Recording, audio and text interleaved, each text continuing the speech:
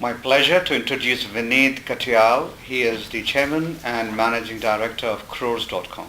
A very interesting company, a very interesting concept. Let's hear all about it from Vineet. Vineet, welcome. Thanks very much, Martin. Crores, as you know, the name of the company means billions. Crores in Hindi is billions. It was formed out of sheer necessity where I had to get my parents to dinner in India because of success that I'd had. And they said they wanted to go to dinner at a restaurant in India called Bukhara.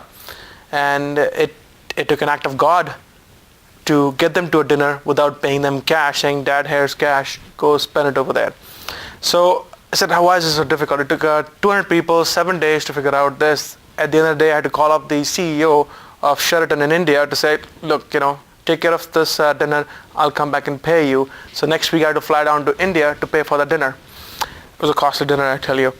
But out of sheer necessity, there was a need. I said there's an unmet market, there's an unmet need out there to get money into India faster, easier and cheaper for a common man. How difficult is that to do? And that's how Crores was formed. And the reason for the name of Crores as well is we were going to serve billions of rupees for billions of people. So the app name was Crores, starting with a K.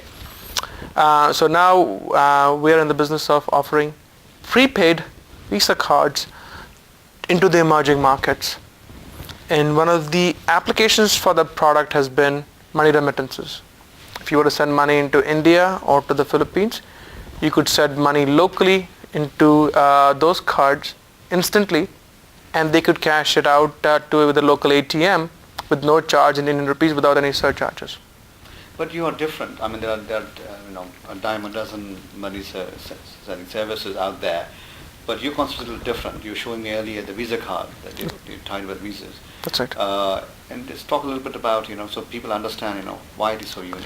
So, for a consumer, easy application to understand is for a consumer. If you want to send money to India, you could have a prepaid Visa card over here and to use it as a Visa card over here. One of the reasons why we opted to go for a prepaid card than a credit card or a debit card has been, we did a survey. How many Indians do you think use credit card and don't pay their bills every month? We did a survey. You'd be surprised, 99.9% of the people use their credit card as a float for 30 days maximum. So they pay their bills off within next 30 days. So technically, the value system is meant saying spend what you have. If that is the case, then prepaid card is the apt mechanism for that. So let's take an example for countries separately. US, you need a prepaid card for doing your chores over here for prepaid card. In India, you need a prepaid card because you cannot open up a bank account easily. Even if you open up a bank account, you have to spend I think $10 a month to keep that account open. And the other biggest issue was, if you have a bank account over here and you want to send money to India, you could do it as a wire transfer or as to call your friend to say, hey, give money to my family in India. There is no easy way to do that. So what we did was, Visa had built this platform and MasterCard has built this platform. So I said, well, why don't you combine Visa and MasterCard capabilities together and figure out a way to get the money from one card to another card in India instantly. The key was instant as well, because I want instant gratification. So I could, if you load the card up over here, you got $500 on this card, and your mom calls you in India saying, look, can you send me money? You can just sit on the phone or on the internet saying send $500. You'll know what the exchange rate is there, and the money goes onto the card instantly on the other side of the world when you're talking on the phone. And now that money is available, whether you want to go on a retail store or an ATM store, and it's ubiquitous availability of money on both sides of the world using the existing banking channels. So this came out of a pain point, so to say. But you've also been an entrepreneur before. I have. Not once but twice. And you had your base for some time in Silicon Valley. I want to ask you, personally as an entrepreneur, what are the similarities, if you could point one, and what are the distinguishing factors, if you could point one, between Silicon Valley and Michigan? Then I want to ask you, follow-up question is, why did you personally pick up Michigan? I can tell you Silicon Valley, India, I'm a charter member of India currently. Silicon Valley is a breeding ground for entrepreneurs. Everybody wants to become an entrepreneur. They have an idea, over there. Everybody you can talk to has an idea over there. In India, on the flip side, has the idea but doesn't have the resources. Silicon Valley has the resources and the ideas. Michigan is lacking both. Even though people have ideas, they're saying we're too small. We don't want to be in that place.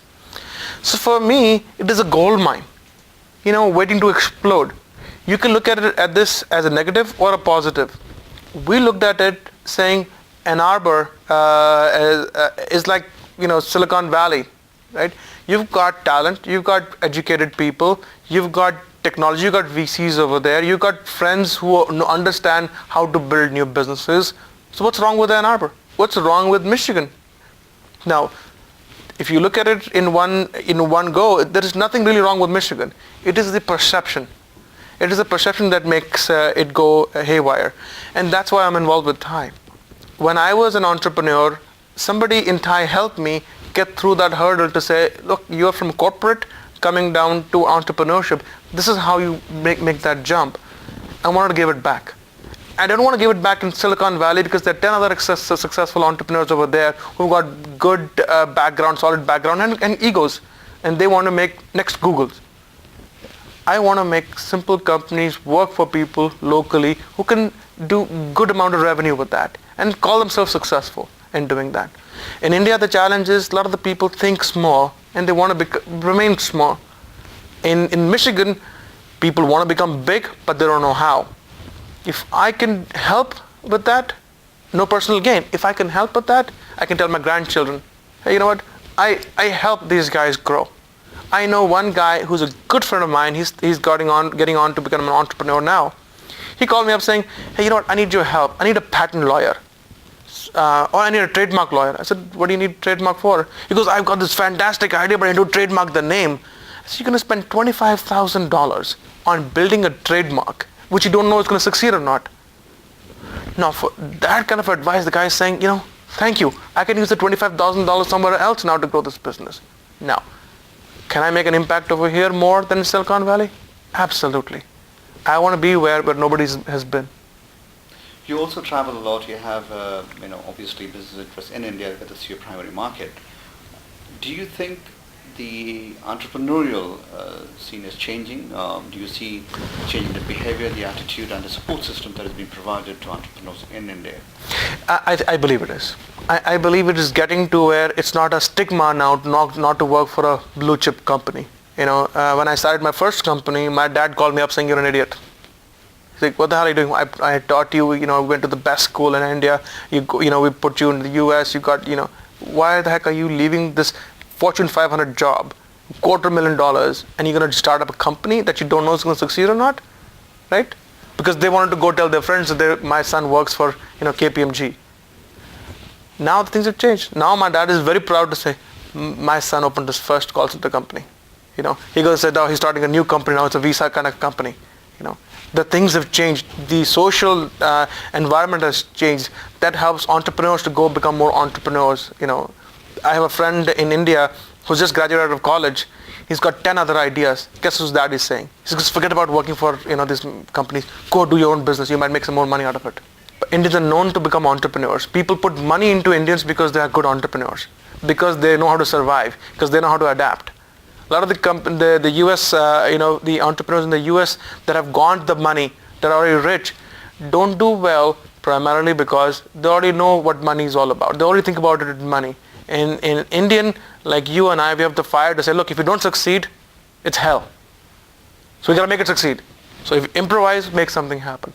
So I think globally Indians, that's why I'm involved with TiEcon, globally Indians are apt for entrepreneurship. So I think from my perspective, things are changing. Okay, Vineet, thank you. Of course. Appreciate the time. A pleasure. Thank you very much.